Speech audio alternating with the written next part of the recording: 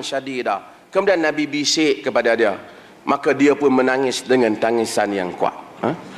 Fatimah perempuan, Nabi bisik, Nabi cerita kat dia satu benda, Aisyah tak dengar. Semua isteri Nabi semua tak tahu apa Nabi bisik kat Fatimah. Kemudian Fatimah pun menangis dengan tangisan. Kemudian apabila Nabi SAW tengok Fatimah tak sabar, sedih, sara ilaiha thaniyah fadhahikat. Nabi bisik kat dia lagi sekali, kemudian dia pun ketawa. Nabi layan anak.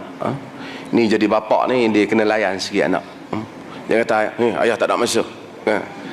Macam kita sibuk sangat kan, tak kenal pun, so abang pun tak nak masuk, tapi ayah tak nak masuk, sibuk je, pergi kuliah je, kuliah je. Dia tak boleh, kena ada masa untuk family. Siapa yang belajar sunnah Nabi, hadis Nabi, dia mesti bagus dengan family dia. Mesti bagus dengan family dia.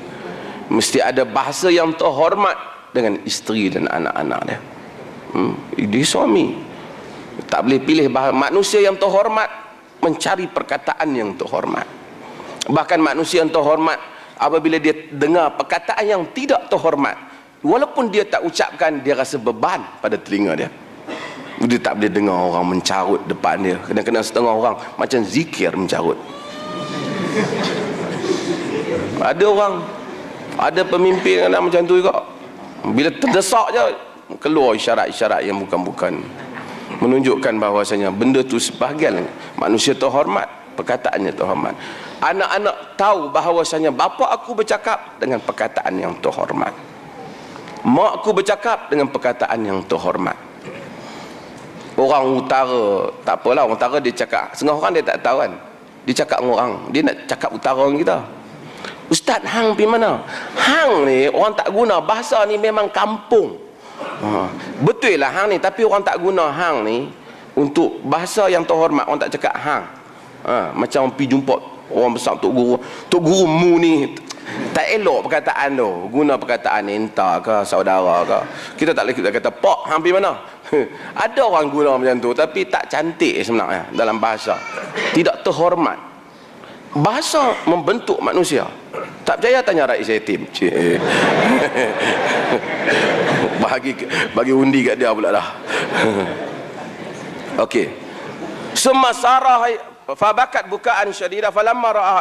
Kemudian Nabi bisik dia pada bisikan yang kedua, kemudian dia pun menangis. Faqultu laha khassikillah min baini nisaihi bisirar summa anti tabkin. Rasulullah sallallahu alaihi wasallam khususkan untuk kau di kalangan benda yang tak ada di kalangan isteri-isteri Nabi, kemudian engkau pun menangis. Apabila Nabi bangun, falamma qama Rasulullah sa'altuha, bila Nabi bangun, Aisyah pun tanya dia, maqala laki Rasulullah. Aisyah tanya, Nabi kata apa? Aisyah tanya ni, tanya nak tahu pasal Nabi ni, kita perlu tahu.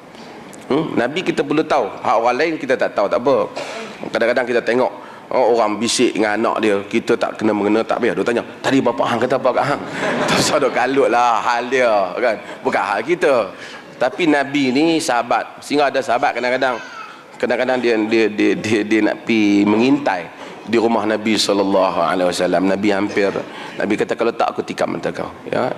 Nabi kata, innamal izn min ajlil basar, sesungguhnya izin disebabkan mata. Sebab tu orang terhormat ni, kita nak pergi rumah orang, kita bukan boleh, setengah orang ketuk rumah orang tak ada, dia duduk tengok kat cermin, kok tingkap, ada tak? Kata tak boleh tu. Ada manusia macam tu, tak boleh tengok tingkap. Kadang-kadang orang ada aktiviti apa kan, mana boleh. Itu dalam rumah dia punya hal lah.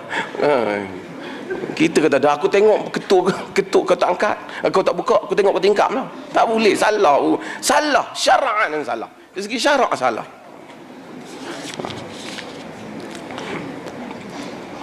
Qalat ma kuntu afshi ala Rasulillah sirrahu.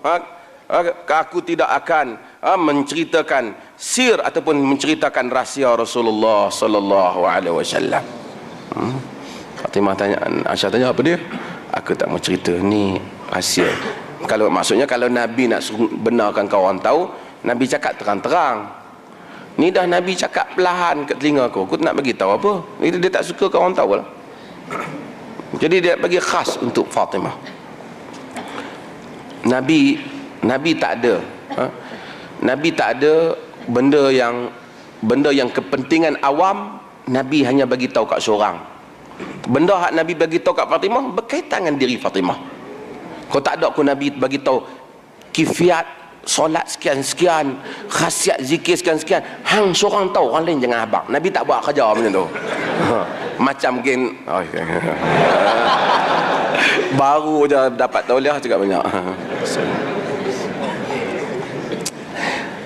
Nabi tak akan buat benda macam tu.